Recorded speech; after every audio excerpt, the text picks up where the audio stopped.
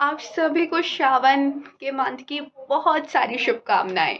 हाँ, तो आज से श्रावण का महीना शुरू हो चुका है। और जैसे कि श्रावण का महीना भोलेनाथ के लिए फेमस है, तो जैसे मेरी सारी वीडियोस रहती हैं कि क्यों, तो वैसे ही श्रावण का महीना भोलेनाथ के लिए क्यों, केवल भोलेनाथ के ही लिए क्यों। तो मैंने पूछा कि अच्छा, ऐसा मतलब कोई भी अगर ऐसा ओकेजन या कोई ऐसा फेस्टिवल होता है ना, तो मैं उसके पीछे का रीज़न ज़रूर पूछती हूँ कि ऐसा क्यों, क्या हुआ था इस दिन। तो मैंने श्रावण के लिए ही ऐसे पूछा कि कि अच्छा इस दिन ऐसे क्या हुआ था, श्रावण इतना ऐसे फेमस क्यों है कि भोलेनाथ की पूजा। तो एवरीवन वाज लाइक कि हाँ, भोलेनाथ की इस दिन पूजा होती है और ऐसे करना चाहिए, वैसा करना चाहिए, ये करना चाहिए एंड वो करना चाहिए। लेकिन क्यों श्रावण का मंथ भोलेनाथ के को इतना प्रिय क्यों है, और केवल भोलेनाथ की पूजा क्यों होती है? सबकी होती है, लेकिन भोलेनाथ की विशेष पूजा होती है। तो क्यों, ऐसा क्या हुआ था इस मंथ में?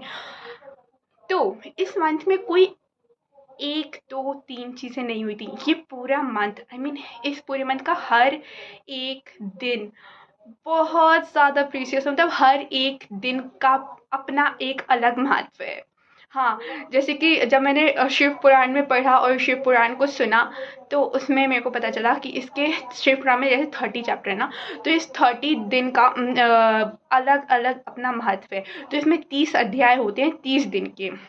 हाँ, तो जैसे कि अब मैं सोच रही हूँ कि ना आप लोगों को इसका 30 दिन का मतलब 30 दिन का 30 जितने भी अध्याय होते हैं ना, उस वो आपको बताऊँ, तभी आपको इसका पता चलेगा कि हर एक दिन, क्योंकि इतना ज़्यादा हर एक दिन का है, तो मैं इस एक वीडियो में तो कंप्लीट कर नहीं सकती हूँ ना।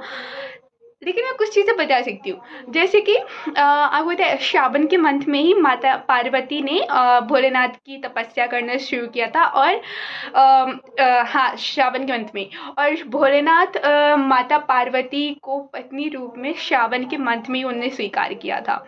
श्रावण के मंथ में ही पता है समुद्र मंथन भी श्रावण के मंथ में हुआ था। और समुद्र मंथन के टाइम अनेकों रत्न, आभूषण एंड ऑल, अमृत के साथ साथ विष भी आया था। तो श्रावण के मंथ में ही भोलेनाथ ने वो विष को पिया था। तभी कहते हैं ना कि जैसे श्रावण का महीना यानी कि बारिश, तो उसमें एक ये भी रीज़न दिया था कि जो बारिश होती है ना, वो इसलिए कि जैसे उनको शीतलता प्रदान करने के लिए इतनी ज़्यादा बारिश थी। एंड आज सुबह से अर्ली मॉर्निंग से यहाँ पे ऐसा लग रहा है कि हाँ, भोलेनाथ ने खुद ऐसा बता रही हूँ कि श्रावण आ गया, यहाँ पे सुबह से बारिश हो रही है। तो इसके अलावा श्रावण का जैसे लोग कहते हैं ना, चंद्रमा को भी इसी मंथ में ही भोलेनाथ ने अपने शीश पे धारण किया था, श्रावण के मंथ में। तो ऐसे बहुत सारी चीज़ें हैं, जैसे कि मैंने अभी बताया कि डे 1 से लेके डे 30 तक अलग अलग हर एक सिंगल डे का एक अलग महत्व है। तो मैं ना जो अब नेक्स्ट वीडियो बनाऊंगी, जो फर्स्ट अध्याय रहेगा इसका, तो फर्स्ट अध्याय से आपको पता चलेगा। जब फर्स्ट एंड पता है आप एक चीज़ ना, जैसे मैंने किसी भी पहले वीडियो में कहा नहीं है कि आप शेयर करें एंड ऑल, लेकिन मैं इस वीडियो में कह रही हूँ कि आप जो, मैं इस वीडियो को नहीं, लेकिन जो मैं अध्याय बताऊंगी ना, ये शिव पुराण के जो मतलब श्रावण के महीने के अध्याय जो बताऊंगी, तो वो आप शेयर करिए। क्योंकि जो मैंने पढ़ा ना कि इसको सुनने मात्र से ही बहुत ज़्यादा फल मिलता है। आप अगर मैं आप जब सुनिएगा ना हर एक चैप्टर को और लास्ट चैप्टर को, आपको at the end 30th day आपको खुद पता चल जाएगा कि ये सावन का महीना इतना बेस्ट क्यों है, इतना डिवाइन, और भोलेनाथ जी को इतना प्रिय क्यों है। और पता है कहते हैं श्रावण के महीने में ना भोलेनाथ जी खुद पृथ्वी लोक में आते हैं। हाँ, और हरिद्वार के पास एक डिस्ट्रिक्ट है, उसको दक्षेश्वर महादेव का मंदिर है वहाँ पे। तो वहीं पे उनका निवास होता है। कहते हैं हरिद्वार से 4-4.5 किलोमीटर दूर है वो डिस्ट्रिक्ट। तो दक्षेश्वर महादेव की अच्छा, इसमें ये स्टोरी रहती है, इसके पीछे भी एक स्टोरी है ना कि दक्षेश्वर महादेव, तो जो महादेव भोलेनाथ की सबसे फर्स्ट शादी हुई थी, मतलब पहले सती माता की, तो सती माता के पिताजी थे, तो उनके नाम पे मंदिर बना है, मतलब उन्हीं उन्हीं के द्वारा।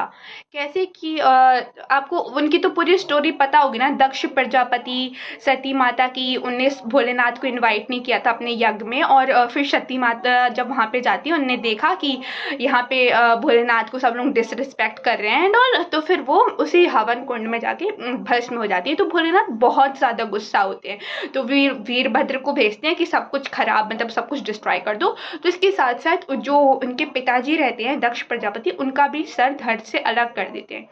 सभी देवता के साथ साथ ब्रह्मा जी भी बहुत भोलेनाथ को मनाते हैं, बहुत उनकी पूजा पाठ तपस्या करते हैं, तब जाके भोलेनाथ आफ्टर ऑल इतने भोले, तो वो प्रसन्न हो जाते हैं और उनको कहते हैं कि अब इसका सिर तो हवन कुंड में जाके भस्म हो चुका है, तो वो बकरे का सिर लेके आते हैं और उनको लगाते हैं। तब जाके जो दक्ष प्रजापति के प्राण वापस आते हैं और वो उनसे प्रार्थना करते हैं कि मैं चाहता हूँ कि आप यहाँ पे मैं आपका मंदिर बनवाऊँ और आप यहाँ पे विराजमान रहें, आप यहीं पे रहें। तो वो कहते हैं कि हर समय पॉसिबल नहीं हो पाएगा, लेकिन मैं इस महीने में आऊँगा और यहीं पे रहूँगा। तो कहा जाता है, ऐसा भी कहते हैं कि भोलेनाथ श्रावण के महीने में अपनी ससुराल में आके रहते हैं, मतलब यहाँ पे पृथ्वी लोक में। तो बहुत सारी ऐसी स्टोरीज हैं, बहुत इंटरेस्टिंग स्टोरीज हैं, लाइक सीरियसली बहुत इंटरेस्टिंग स्टोरीज है हर एक दिन की। इस वीडियो के बाद मैं आपको अध्याय, जैसे कि आज अब फर्स्ट डे है, तो हर एक दिन हर एक अध्याय पूरा करेंगे और सुनना और आप लोग सभी को सुनाना, इस ये सच में बहुत जैसे कि लिखा है उसमें कि सुनने मात्र से ही बहुत, और वो भी श्रावण के महीने में सुनने मात्र से बहुत फल मिलता है, बहुत फलदायी होता है। तो राधे कृष्ण सभी को, एंड नमः पार्वती पते, हर हर महादेव।